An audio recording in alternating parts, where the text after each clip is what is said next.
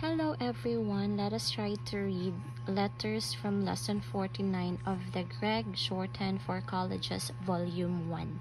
So we'll start with a reading practice number 2.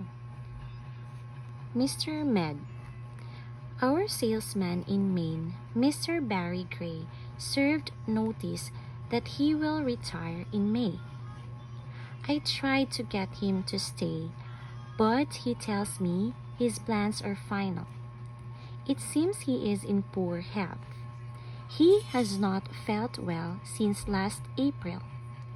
We will miss him. You said last April that your secretary, Miss Mary Bates, likes to travel. Do you feel Miss Bates might like to take Mr. Gray's territory? If you do, have her phone me, Fred Bailey. Number 3. Ned.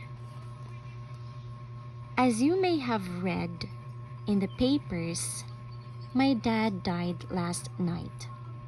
I will have to go to Dallas to settle his affairs, including the selling of his home.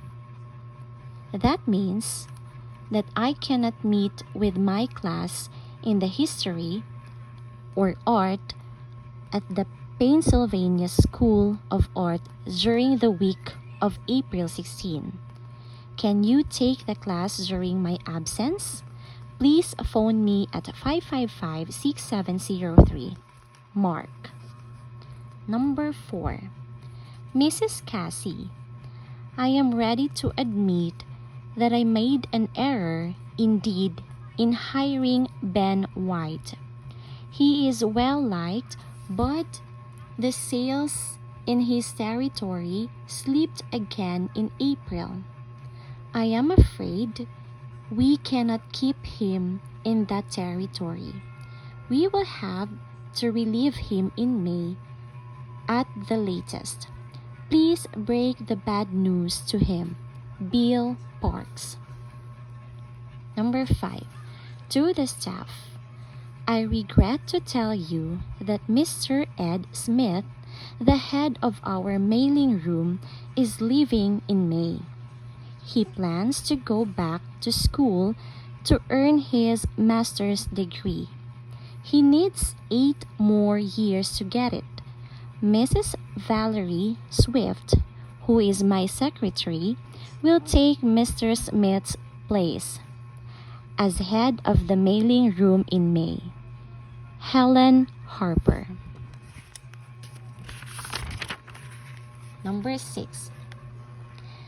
Mr. Wade, last night I glanced at the list of people you plan to invite to our April sales meeting in White Plains.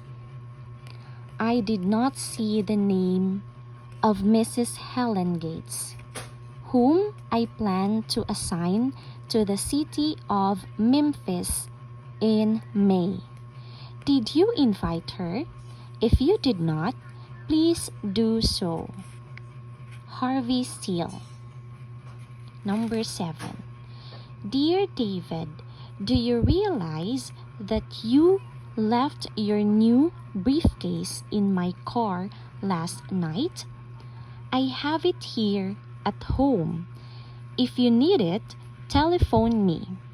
I will mail it to you. But if you do not need it, I will keep it till I see you at our sales meeting in 2 weeks. Ben Sweet. Number 8. Mrs. Cassie, I am happy to tell you that the final draft of the marketing guide you asked me to write last April is ready. I left it with your secretary.